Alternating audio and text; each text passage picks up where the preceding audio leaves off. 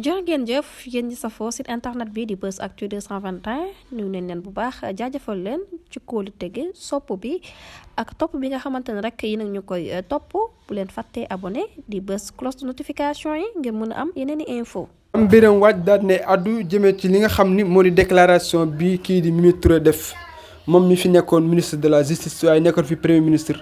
amoon ay ndomba tànk yu bëri yi nga xam ni amoon na ko ci réew kii di président Macky Sall waaye ci loolee mën nañ ne daal di génnum marianto ba Macky Sall ñoom ñi ñàkk a déggoo gi lee ngir kat foofee ca Assemblée nationale wala kat li nga xam ni moo di lenn ci ay vie privée personnelle politique. ci loolee sax moom ginnaaw ni démb Mimi Touré Mimi coalition Diomaye président daal di ne addu kaddu yi am solo jëmee attaque bu baax a baax yi nga xam ni ñoo di waa APR Benno Bokk Yaakaar. ca loolee sax tax na moom Mame Birame Wathie daal di addu xamle jamono guñ toll nii le mën nañ ne Mimi Touré bi ñu gis Mimi Touré bi nga xam ne la ku daal di taxaw loolu la donte gis nañu bu baax a baax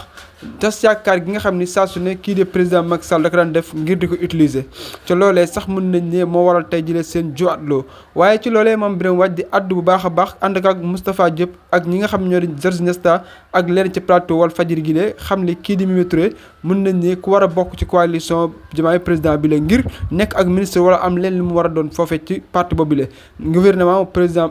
gouvernement ki nga xam ni moo di Ousmane Sonko autant pour moi di premier ministre waaye tamit gouvernement ki nga xam moo di président Bassirou Diomaye Diakhar Faye moom Mame Birame Wathie di waral li mel du lenn lu dul xamle bu baax soxna Sile dafa nekk soxna soo nga xam ni yàgg na lool biir APR waaye tamit yàgg na lool fi nga xam ni moo di Benno Bokk Yaakaar waaye tamit ku yàgg bu baax a baax ci lenn ci li nga xam ni moo di boobu la coalition waaye boobu min ni bu baax a baax opposition bi nga xam ne ñoo fi nekk ndax kat gis nañu saa su ne moom Mimi Touré daal di communication dafay nekk communication bi nga xam ni loo tuuti xel noo nekk Sénégal lambda bu nekk bu waxee di nga daal di déglu kàddoom te dafay nekk ki nga xam ni ku daal di convaincre askan gi la ba tax na Mame Birame Wathie Moustapha Diop ak ñi nga xam ne ñoo faroo foofee ca parti